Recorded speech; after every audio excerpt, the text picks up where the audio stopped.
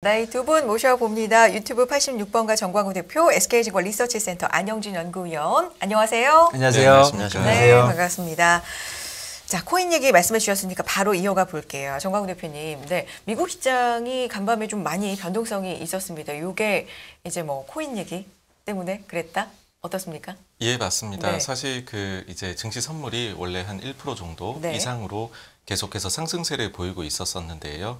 그런데 지금 한번 이제 사건이 나타난 것이 코인 시장 쪽에서 급격하게 가격의 변동이 나타났습니다. 그러면서 사실 이 부분에 대해 가지고서 저는 뭐 증시의 참여자들이 어떤 대단한 뭔가 그 이슈를 발견해 가지고서 움직였다라는 생각은 들지는 않지만은 어쨌든 지금 코로나 이후에 급격하게 성장한 산업인데 네. 이쪽에서 뭔가 가격의 하락이 급락이 나타나다 보니까는 조금 심리에는 영향을 받지 않았었나. 그렇지만은 그 뒤에는 또 올라오는 모습을 보여주어서 사실 이제 뭐 궁극적으로 드리고 싶은 이야기는 이 이제 코인에 관련된 이슈보다는 지금 오늘 중간선거이제 관련해서 결과가 나오는 부분은, 그리고 그 이후에는 결국 제일 중요한 그 소비자 물가지수가 나오는 부분, 이런 부분들 관련해 가지고서 어떤 결과가 나오느냐에 따라서 시장에서 움직임이 나타나지 않을까라는 생각이고요.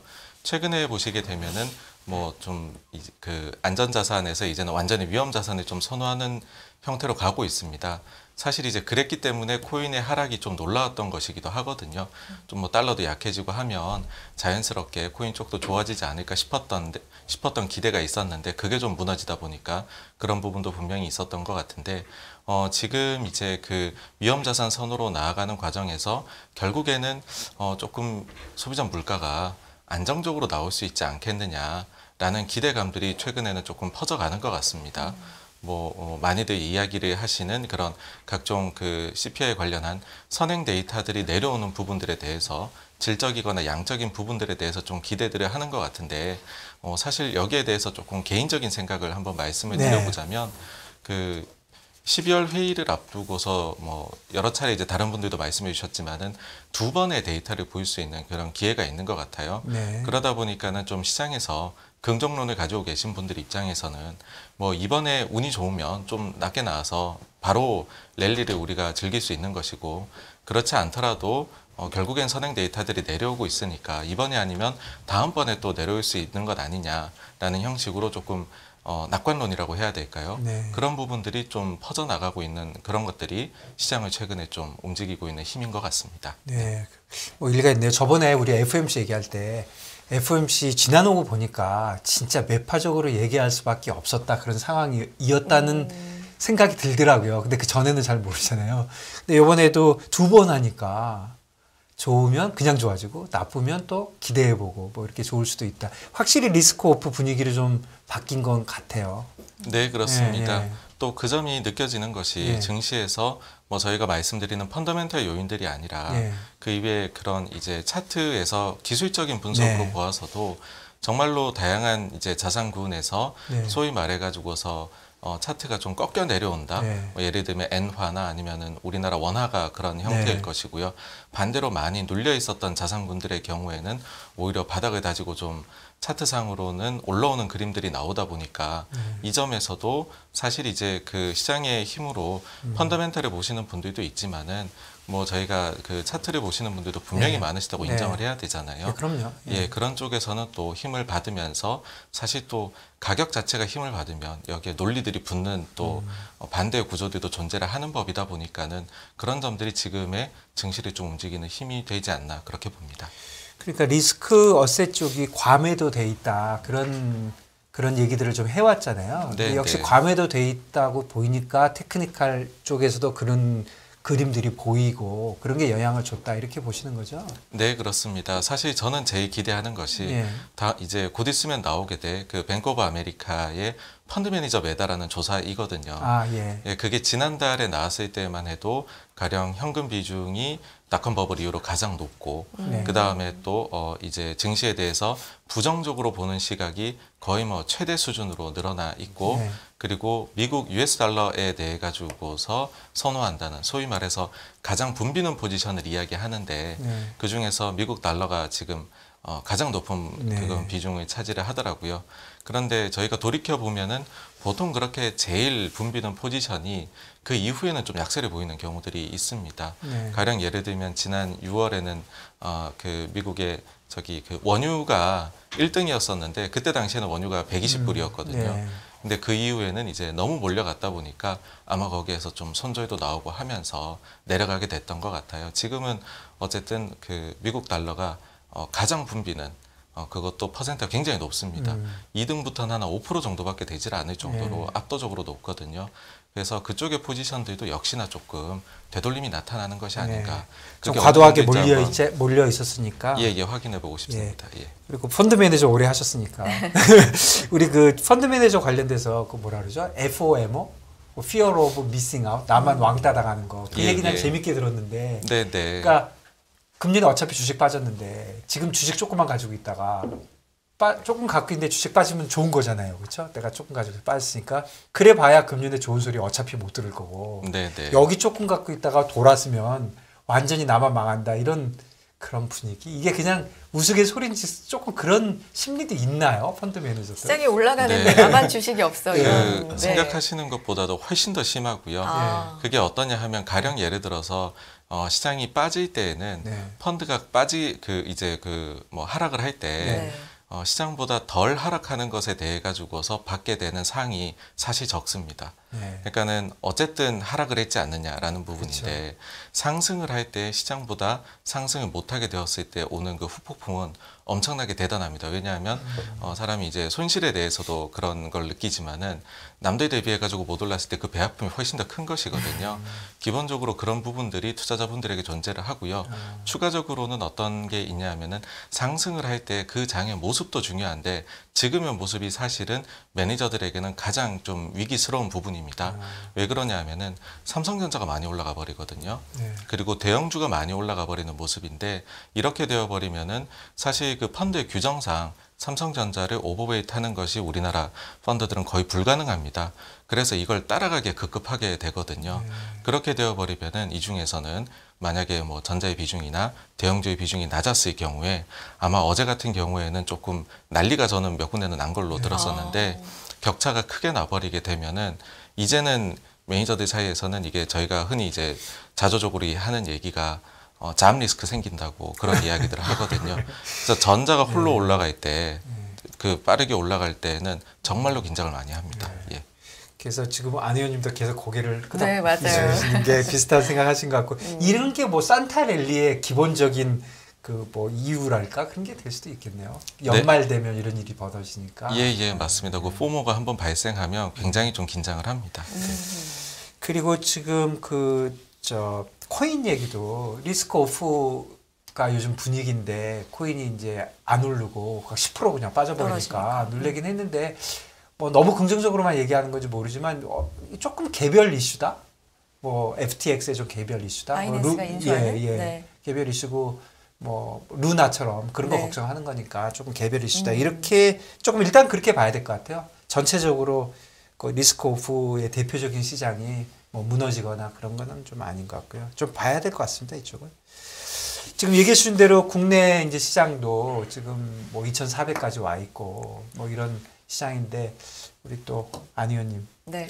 보고서도 보고서 내셨다는데 네. 내년에 네. 그 보고서 얘기를 좀 해주시면 더 좋을 것 같네요. 내년 증시 관련돼서. 어떻게 보고 네. 계시는지. 예, 예. 네. 사실 뭐 요즘 같은 시장은 워낙 펀더멘탈 분석에 대해서는 상당히 좀 부정적일 수밖에 없습니다. 뭐 내년에 대해서 경기가 좋다고 보는 이견이 없을 정도로 거의 나쁜 상태고 지금 시장 입장에서는 단기자금 시장에 돈이 말라 있다라는 부분들은 우리나라에 대한 조금 특수한 형태로 작용이 되고 있고 글로벌리는 연준과 관련해서 지금 뭐 순차적으로 진행은 되고 있지만 이 연준의 국채 유동성 리스크에 대한 잡음이 수시로 불거지고 있고 또 달러가 계속해서 강세를 이어가는 가운데서 이 환율 방어를 위한 여러 가지 달러 매도 압력도 나오는 상황이기 때문에 뭐 여러 가지 좀 복잡한 상황이기도 합니다. 네. 그런데 지금 계속해서 말씀드려 왔던 것처럼 지금 워낙에 이 포지션 자체가 비어 있는 포지션이고 이 부정적인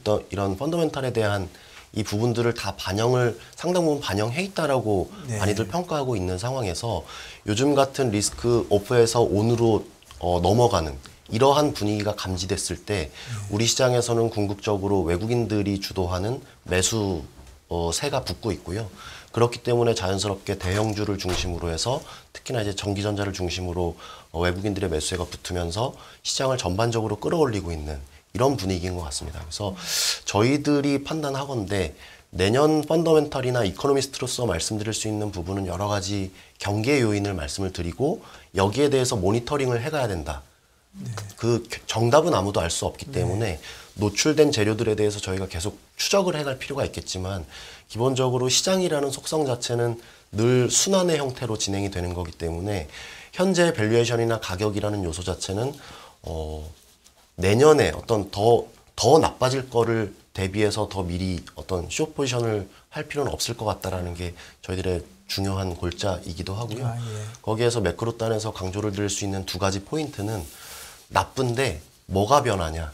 변하는 포인트에 대해서 우리가 투자 기회를 찾아보자라는 말씀을 드리고 있는데 그 두 가지 형태가 이제 인플레이션이 둔화될 것이다. 네. 그리고 두 번째는 달러가 조금 숨을 죽일 것이다. 이 두 가지의 형태를 가지고 기본적으로 시장을 바라보고 있고 그런 측면에서 뭐 우리 코스피 시장 워낙 이제 글로벌 시장 그 경제단에서는 항상 그 선행성을 갖는 특성이라는 게 있고 시장에서는 워낙 베타가 높기도 하면서 역시나 또 선행성을 갖습니다. 그래서 지금 상태가 외국인들의 포지션이 많이 비워진 상태 그리고 달러를 베이스로 한 우리 시장의 가격이라는 요소 자체가 코스피는 뭐 고점 대비해서 35% 가량 빠진 상황이라면 외국인들이 인식을 하는 직면을 하는 가격이라고 볼 수 있는 달러 환산 코스피는 거의 50% 가까이 빠져 있는 그래서 이런 상황에서 현재의 모습이 나타나고 있는 게 아닌가라고 저희들은 평가를 하고 있고 여기에 대해서 계속 조금 이코노미스트로서는 조금 뭐 의아하다고 볼 수가 있겠지만 네. 좀 시장을 좀 긍정적으로 보고 있습니다. 환율까지 반영해서 볼 때 외국인들은 훨씬 더 싸게 맞습니다. 인식한다. 그럼요. 그냥 단순하게 20% 빠진 거에다가 환율 네. 10% 빠진 것만 환율이 뭐 15% 이상 물론 올해 단순하게 더하면 될 거 아닌 것 같지만 뭐 쉽게 얘기해도 50% 빠질 것 같아요. 네. 네, 아무리 생각이 같아도. 네. 이게 사실 저희가 뭐 비교한 사례가 있습니다. 그래서 지금 같은 경우는 경기 침체라든지 아니면 뭐 실적이 둔화된다든지 어떤 사이클의 형태는 늘 반복이 됩니다. 반복이 되는데 저희가 지금 시장에서 두려워하는 건 단순히 경기가 침체가 될 것이다. 기업 실적들이 적자가 뭐 하향 조정이 되는 가운데 적자가 될 수도 있겠다. 이런 부분들이 사실 걱정이라기보다는 지금의 어떤 단기자금 시장에 메말라 버리는 이 유동성 환경이 마치 우리 시장에서는 98년 IMF 외환위기와 같이 어떤 심각한 쇼크 상태가 될 것이냐. 그리고 글로벌 유동성 관점에서는 2008년 금융위기 당시처럼 정말 크나큰 금융권의 시스템 리스크로 전이가 될 것이냐.